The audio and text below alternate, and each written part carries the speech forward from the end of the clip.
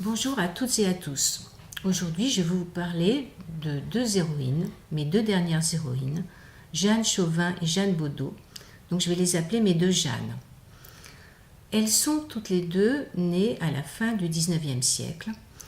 C'est une période de prédilection pour moi. J'aime beaucoup la fin du 19e siècle et le début du 20e.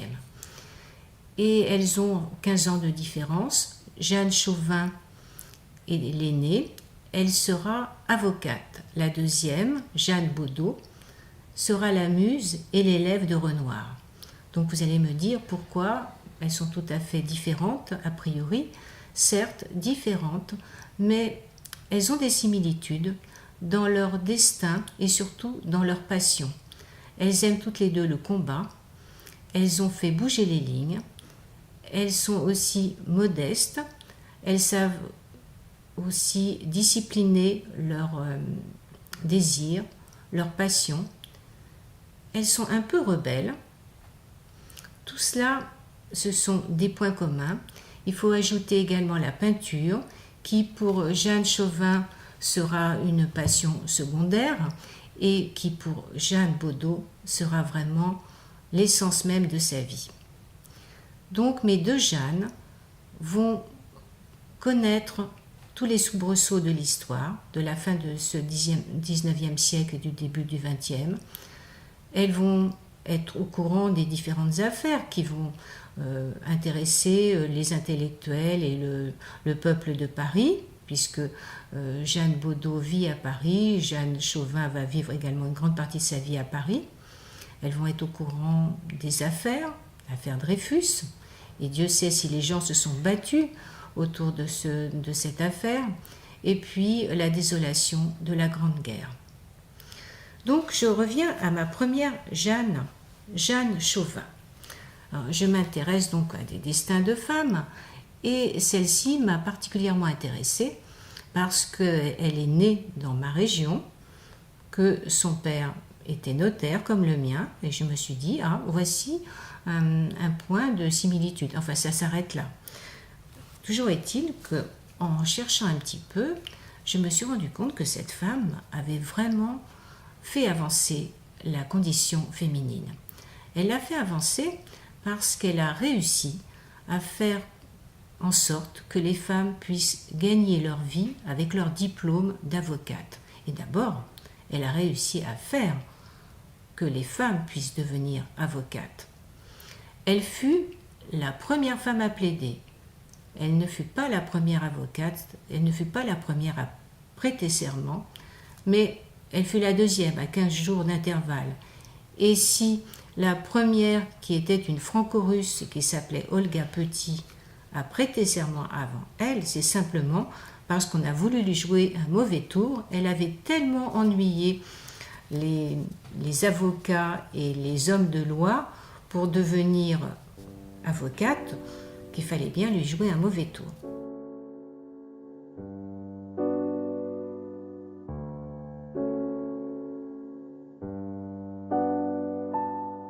Mon roman commence au moment où Jeanne Chauvin va soutenir sa thèse. Elle va se présenter devant toute une grande assemblée de robes, de messieurs qui l'attendent et qui l'attendent de pied ferme. Elle veut donc devenir doctoresse en droit. Alors bien sûr, sa première tentative est plutôt malvenue. Beaucoup d'étudiants voient d'un mauvais œil une femme arriver, même si elle est toute seule encore à l'époque, c'est le début de quelque chose. Ils pressentent bien que d'autres femmes vont suivre. Aussi, le jour où elle va soutenir sa thèse, un brouhaha commence dans la salle, et puis des charivaris, on commence à chanter la Marseillaise, on ne s'entend plus, et la séance est interrompue. Donc, une femme qui a travaillé 3 ans sur sa thèse, c'est une grande déception. Bon, de toute façon, elle sait qu'elle va recommencer, mais elle s'était tellement préparée. Et il faut dire aussi que sa thèse pouvait avoir quelques relents de féminisme. Pourquoi ? parce qu'elle revendique dans sa thèse l'égalité pour la femme tant dans son éducation que dans l'accession à toutes les professions, aussi bien privées que publiques. Le deuxième essai sera le bon. Mais Jeanne devra toutefois entendre des arguments qui aujourd'hui nous semblent complètement insensés. On va lui dire par exemple que la reproduction et la cérébration chez la femme sont deux fonctions incompatibles. Comprenez par là que les carrières cérébrales peuvent endommager et amener une dégénérescence complète de la race. Elle sait très bien que ce sont des arguments farfelus, mais elle ne dit mot, elle avance pas à pas, et elle arrive à se faire entendre de tous ces maîtres qui vont lui accorder le doctorat à l'unanimité, 4 boules blanches. Alors, Jeanne va être très fine. Elle ne va pas tout de suite décider de demander à être avocate. Elle va déjà professer. Son but, c'est de former d'autres recrues. Donc, elle va professer dans des écoles, elle va enseigner le droit. Elle va également donner des conseils juridiques. Et puis, un jour, va venir le désir, effectivement, de se présenter et de demander la possibilité de devenir avocat. Alors, elle cherche des exemples dans les différents pays. Bien sûr, aux États-Unis, il y a déjà au moins 400 femmes qui sont avocates. Mais en Belgique, par exemple, il y a une certaine Marie Poplin qui a déjà essayé de devenir avocat, qui n'a pas réussi. Elle avait pourtant 42 ans et on lui a donc dit que c'était très mauvais pour l'éducation des enfants et qu'une femme devait se consacrer à ses enfants. Or, elle est célibataire, elle n'a pas d'enfants. Et toujours des arguments farfelus. Or, l'avocat qui l'a défendu et qui est vraiment décidé à aller jusqu'au bout est un certain Louis Franck. Jeanne Chauvin va le contacter et lui demander de l'aide.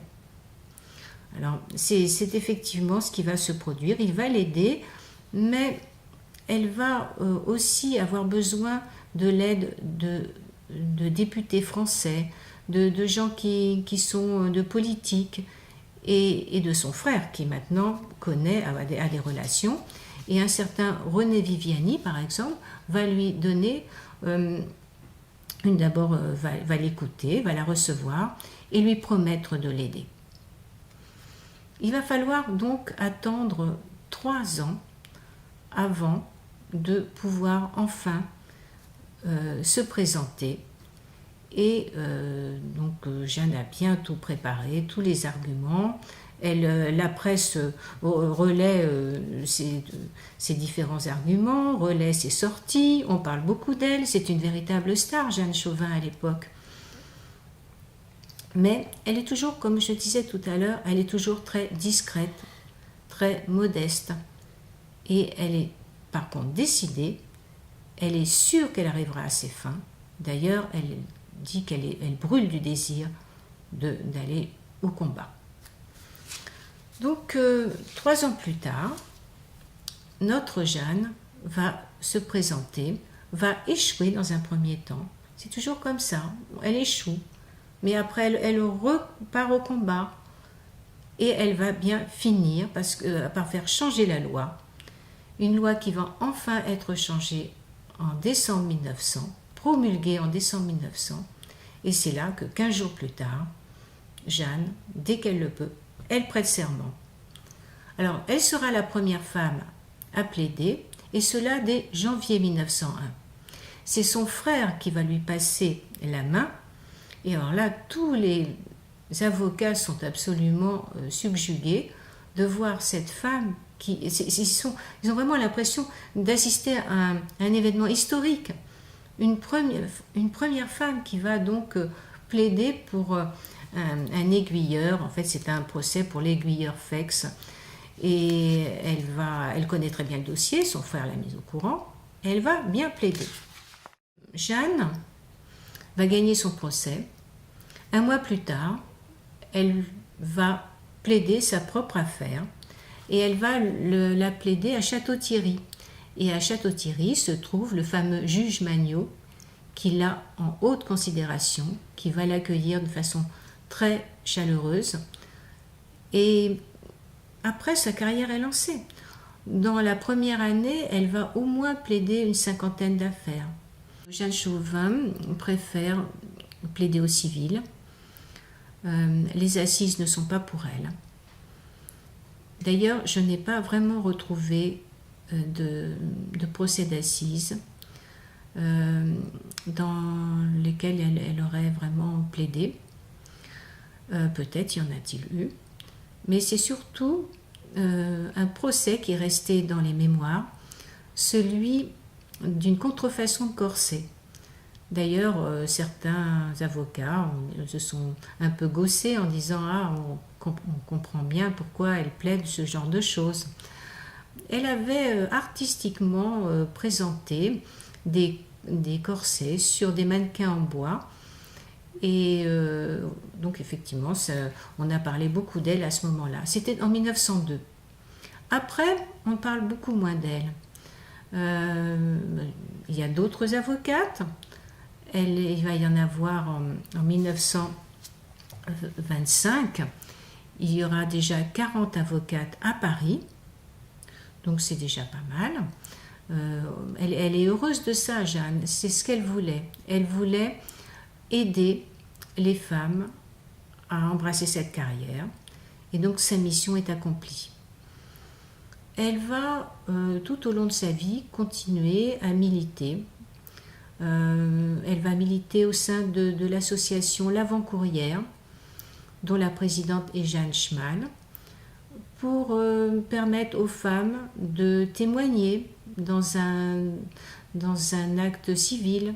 Jusqu'alors, les femmes ne pouvaient pas, même s'il s'agissait de leurs propres affaires.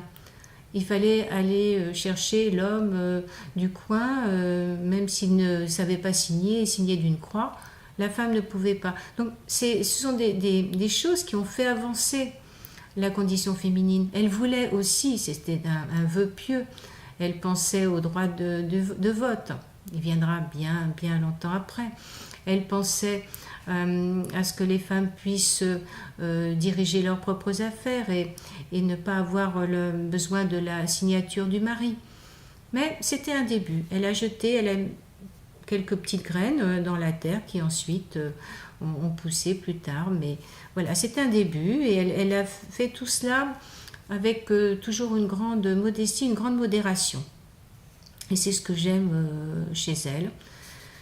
Le 1er décembre 1925, c'est le jubilé des avocates. Et donc, bien sûr, Jeanne est à l'honneur. Elle est très entourée et elle est très heureuse parce qu'elle se rend compte que tous les grains qu'elle a semés, eh bien maintenant, c'est une énorme moisson. Il y a beaucoup de femmes avocates, de jeunes femmes. C'est très prometteur. 1925, bien sûr, le monde a beaucoup changé. Dans tous les domaines, les femmes ont obtenu maintenant des postes dont elles ne pouvaient pas rêver avant la Grande Guerre. Et en janvier 1926, le 19 janvier 1926, Jeanne reçoit la Légion d'honneur des mains de l'ancien président de la République, Raymond Poincaré. Donc encore à l'honneur, on parle d'elle, il y a sa photo dans les journaux. La même année, Jeanne, qui est très charitable et qui fait de l'assistance judiciaire, elle donne des conseils dans des quartiers pauvres, à des gens déshérités.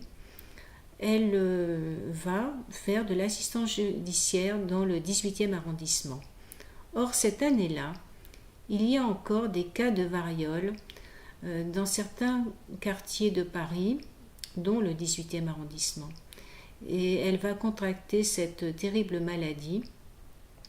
Ensuite, elle rentre à Provins, dans la maison familiale. Et 3 semaines plus tard, elle va donc décéder de la variole. Ainsi s'achève la vie de Jeanne Chauvin, prématurément, puisqu'elle aurait pu encore continuer quelques années à donner des conseils juridiques, à plaider et à peindre, puisqu'elle faisait partie de la société des lithographes.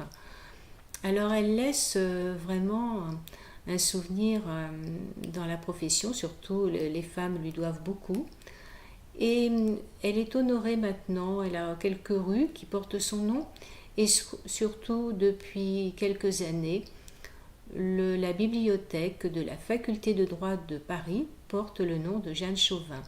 Donc c'est une consécration pour ma Jeanne Chauvin, et qui a tant fait, tant œuvré pour les femmes.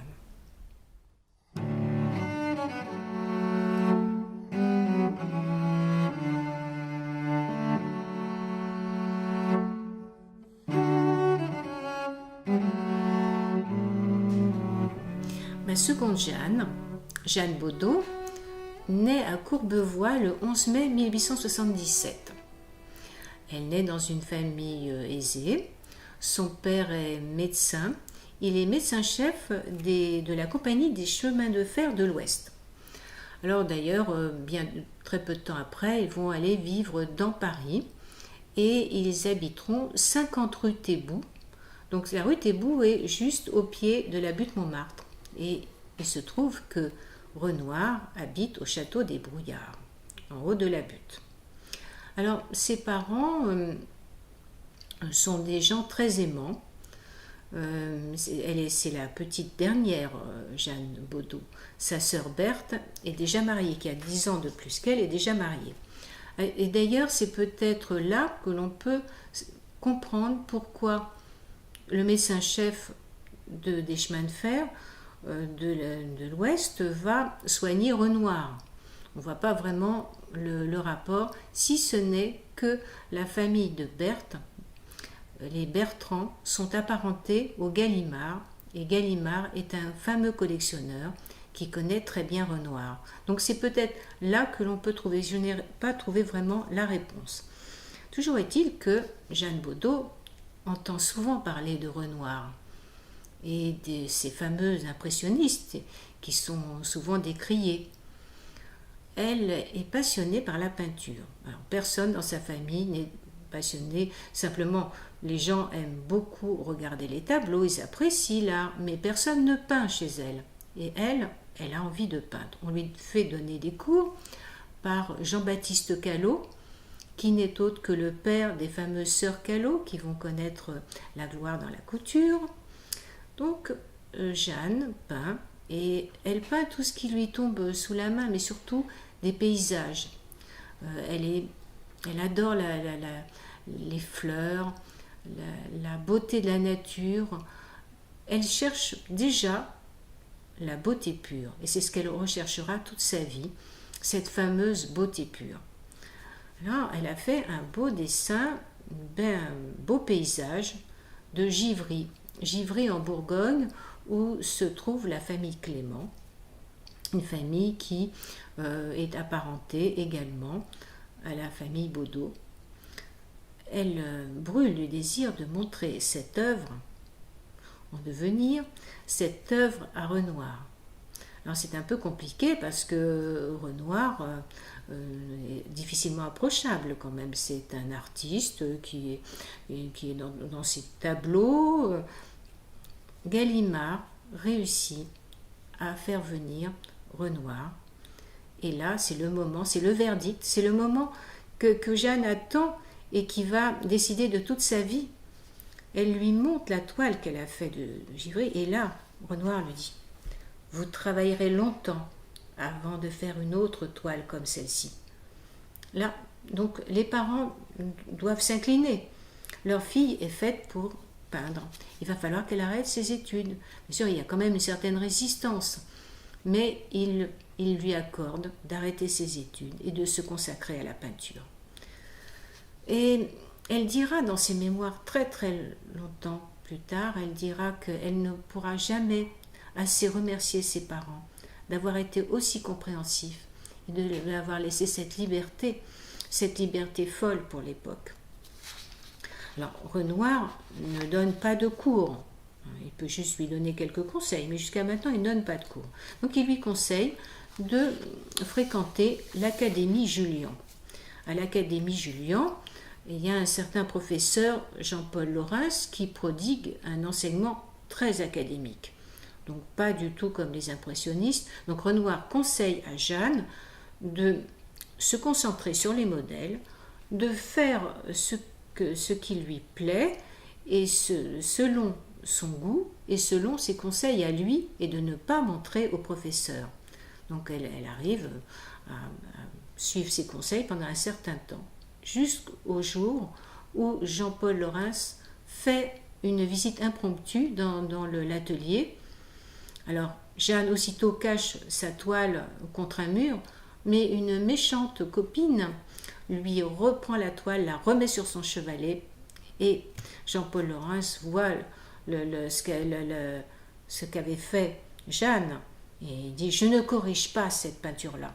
Alors, bien sûr, la méchante camarade se réjouit, mais Jeanne est ravie, au contraire, parce que c'est la preuve qu'elle est impressionniste. Elle peint comme les impressionnistes, elle ne peint pas de façon académique. Et à partir de ce moment-là, Renoir va lui venir en aide et venir souvent lui donner des conseils chez elle, ou tout simplement l'inviter à venir peindre avec lui dans son atelier. Il va d'abord l'initier au classique. Ils iront tous deux souvent au Louvre pour admirer les toiles des anciens. Il dit que c'est la meilleure école. Il lui donne des conseils également dans son atelier. Et puis aussi, quand Jeanne aura son petit atelier personnel, il viendra peindre avec elle, disant que l'éclairage y est très bon. Alors, ils vont aussi, et c'est tout à fait typique des impressionnistes, ils vont aller peindre à l'extérieur. Ils vont s'inspirer des paysages, ils vont courir la campagne pour trouver le modèle, le thème, et ils vont aussi être soumis à cette contrainte de l'éclairage. Et il y a un bon moment, et après ce moment, l'effet est passé. Donc, elle va apprendre tout ça. Elle est émerveillée. Il y a une grande différence d'âge entre Renoir et elle. C'est un peu comme un père pour elle. Mais elle l'admire et ils s'entendent parfaitement bien. Il y a justement, c'est ça qui est extraordinaire, c'est qu'il y a une complicité entre eux. Moi, je dis un peu, ce sont comme deux larrons en foire. Quand ils vont dans la campagne et qu'ils vont peindre, qu'ils emmènent leur chevalet sous le bras, qu'ils emmènent leur ombrelle et ils se mettent à peindre, à chantonner, à disserter.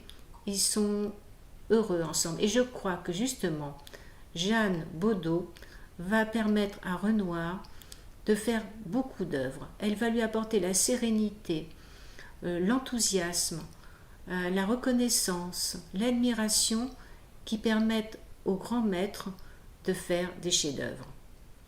Elle apprend beaucoup, bien sûr, en même temps, mais elle est un stimulant.